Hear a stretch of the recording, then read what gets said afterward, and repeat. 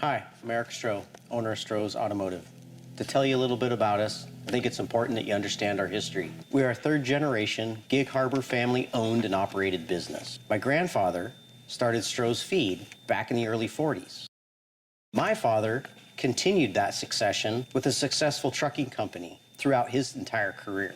I felt a passion to continue that legacy and started Strohs Automotive in 2005.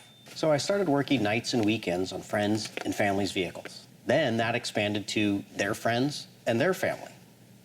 As our business continued to grow, we expanded to our location in Tacoma. At the same time, we were searching for a larger shop in Gig Harbor. And as you can see, we have finally made the move. So what started out as a one-bay, one-lift shop has now expanded to 11 lifts and 19 working bays. That includes several factory-trained technicians, service consultants, and the most state-of-the-art diagnostic equipment.